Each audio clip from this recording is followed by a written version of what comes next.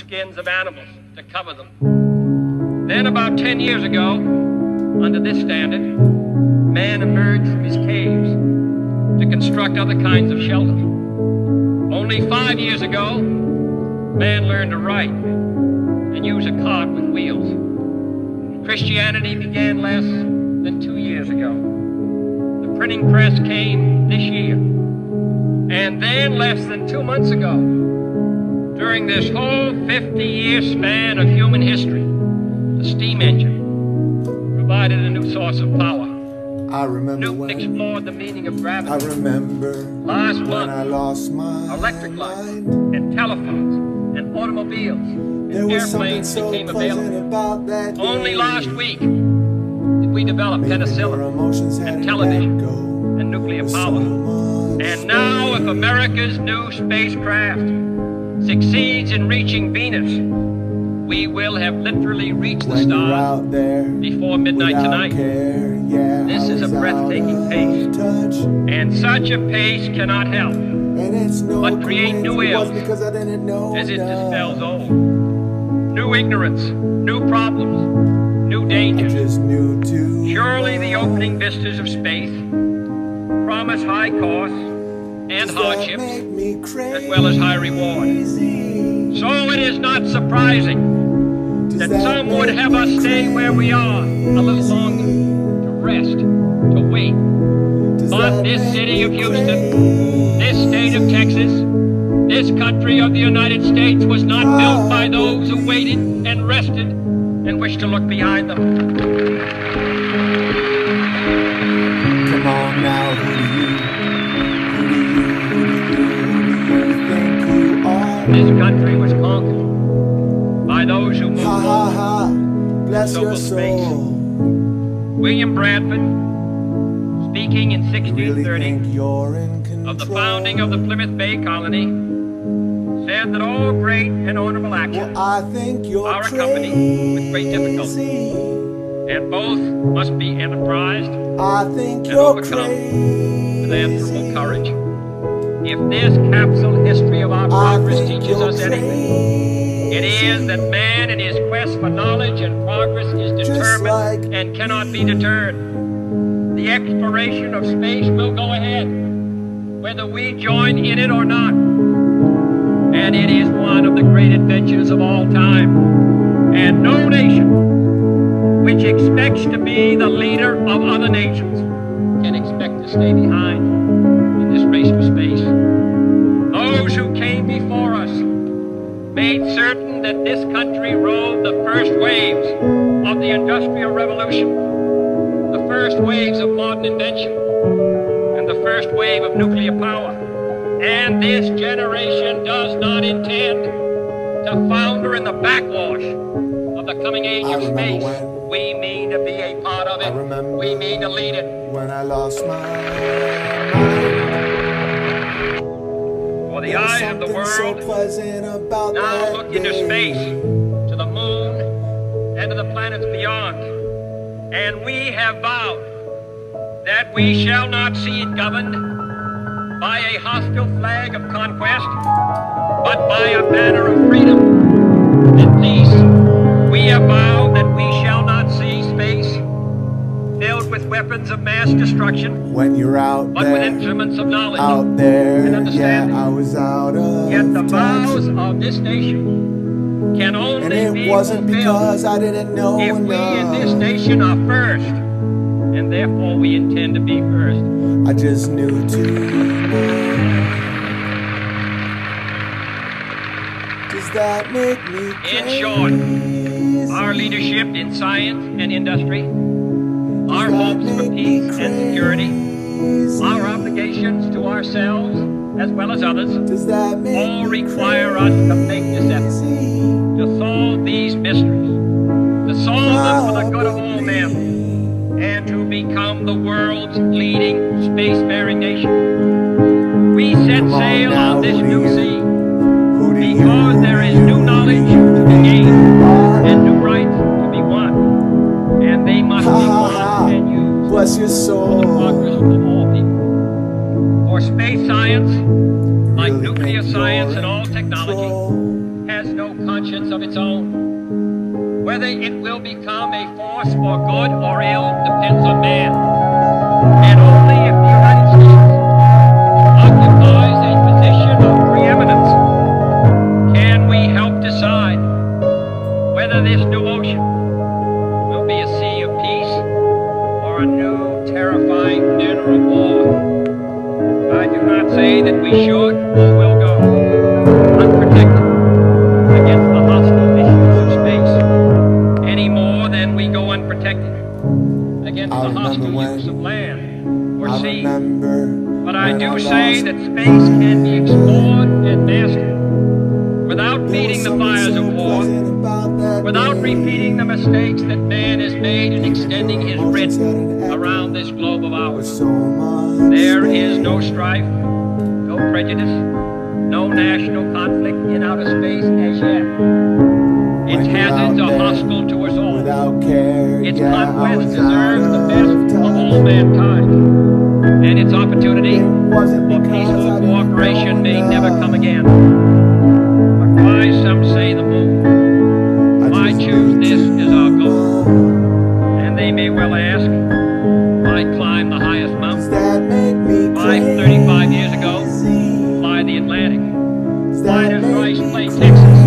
We choose to go to the moon. We choose to go to the moon.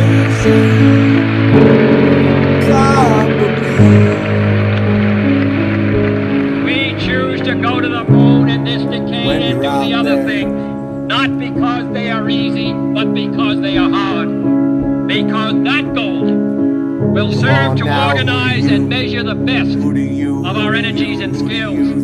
Because that challenge is one that we're willing to accept, one we are unwilling to bless your soul, and one we intend to win, and the others too. You really think you're in control? It is for these reasons that I regard the decision last year to shift our efforts in space from low to high gear as among the most important decisions that will be made during my incumbency in the office of the presidency.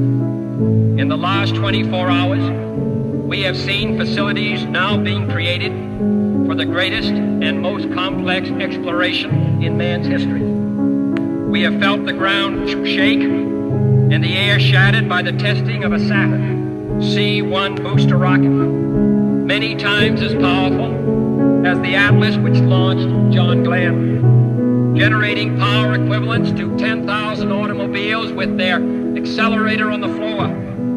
We have seen the site where 5 F-1 rocket engines, each one as powerful as all 8 engines of the Saturn combined, will be clustered together to make the advanced Saturn missile, assembled in a new building to be built at Cape Canaveral, as tall as a 48-story structure, as wide as a city block, and as long as 2 lengths of this field.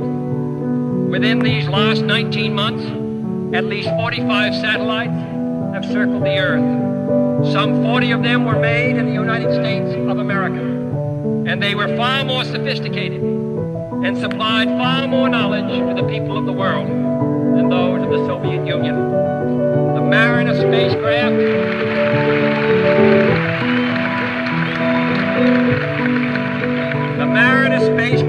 now on its way to Venus is the most intricate instrument in the history of space science. The accuracy of that shot is comparable to firing a missile from Cape Canaveral and dropping it in this stadium between the 40-yard lines. Transit satellites are helping our ships at sea to steer a safer course. Tyrus satellites have given us unprecedented warnings of hurricanes and storms, and will do the same for forest fires and icebergs. We have had our failures, but so have others, even if they do not admit them, and they may be less public. To be sure,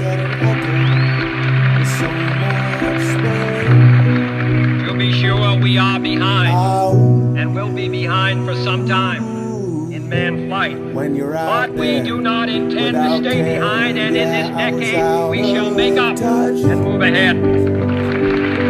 And it wasn't because I didn't know enough.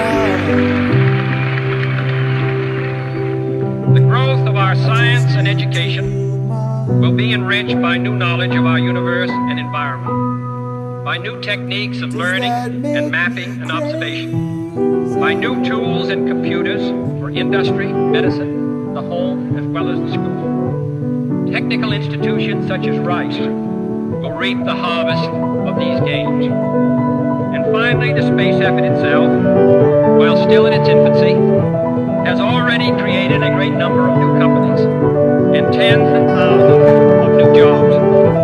Space and related industries are generating new demand in investment and skilled personnel. And this city, and this state, and this region will share greatly in this growth. What was once the furthest outpost of the old frontier of the West will be the furthest outpost on the new frontier of science and space. Houston,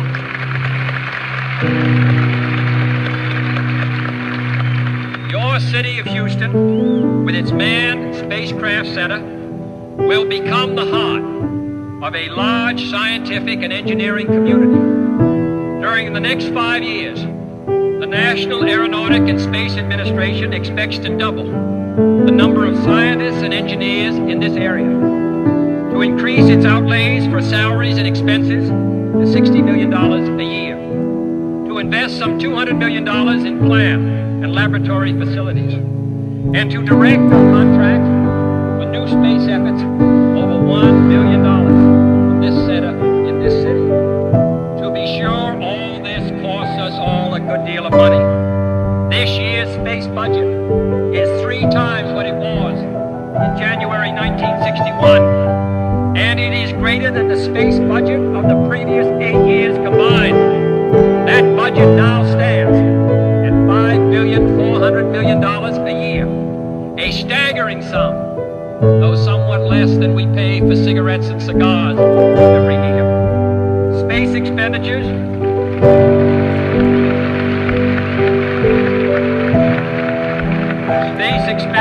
will soon rise some more, from 40 cents per person per week to more than 50 cents a week for every man, woman, and child in the United States. For we have given this program a high national priority, even though I realize that this is in some measure an act of faith and vision, for we do not now know what benefits await us. But if I were to say, my fellow citizens, that we shall send to the moon 240,000 miles away from the control station in Houston, a giant rocket more than 300 feet tall, the length of this football field, made of new metal alloys, some of which have not yet been invented, capable of standing heat and stresses several times more than have ever been experienced, fitted together with a precision better than the finest watch, carrying all the equipment needed for propulsion, guidance, control, communications, and survival, on an untried mission to an unknown celestial body, and then return it safely to Earth, re-entering the atmosphere at speeds of over 25,000 miles per hour, causing heat about half that of the temperature of the sun, almost as hot as it is here today, and do all this, and do it right, and do it first, before this decade is out, then we must be home.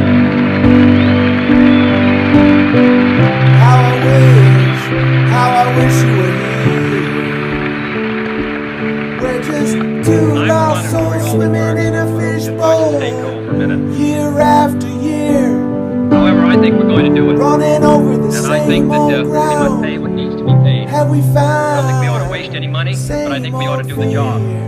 And this will be done in the decade of the 60s. It may be done while some of you are still here at school at this college and through the clouds. It will be done during the terms of office of some of the people who sit here on this platform. But it will be done. And it will be done before the end of this decade. And I am delighted that this university is playing a part in putting a man on the moon as part of a great national effort of the United States of America. Goodbye, Max. Goodbye, Ma. I after the service, Many years ago, when you're walking British slowly explorer to the George car, Mallory and the was to silver die in her on Mount hair Everest. shines in the Was asked cold why did he want to climb November it. hair. He said because it is there. You hear the Well, space is tolling there, bell and we're going to climb it. and touch the And silky the moon and the air planets are band. there. And new As hopes the for knowledge and teardrops peace are rise there. to get And therefore, as we set the sail, comfort of the band, we ask God's blessing on the most hazardous you take and her dangerous frail hand greatest adventure on which man has ever embarked. Thank you. and hold on to the dream. A place to stay, enough to eat. Somewhere old heroes shuffle safely down the street, Members of the faculty, where you can speak out loud about your doubt and distinguished fear. guests, And what's more, my old colleague, Senator Bob Byrd, no one ever disappears. You who has never earned hear their his degree standard through many issue years of attending night kicking law in your school. door. You can relax on both sides of the tracks, and maniacs don't blow holes in bandsmen by remote control. And everyone has recourse to the law, and no one kills the children anymore. No one kills the children anymore. Night after night, going round and round my brain, the dream is driving me insane. In the corner of some foreign field, a gunner sleeps tonight. What's done is done.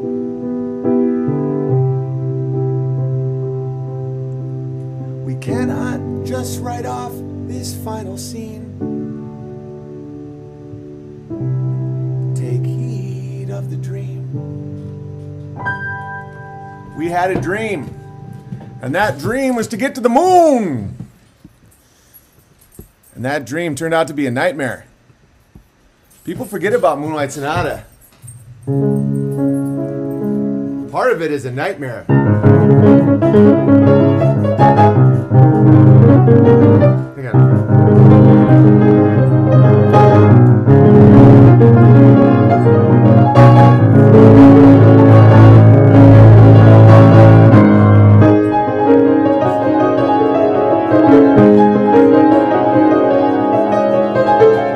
They want to make you only think of this. No, Beethoven was based. Beethoven knew what the fuck was going on in NASA. All right. Every stream is better than the last. Oh, thank you, Cactus Eater Bear.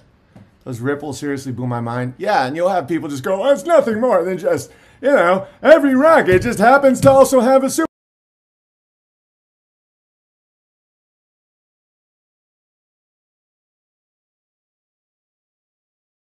Mongolia has been going through a lot of different changes with the social structure, and there's been a lot of people protesting.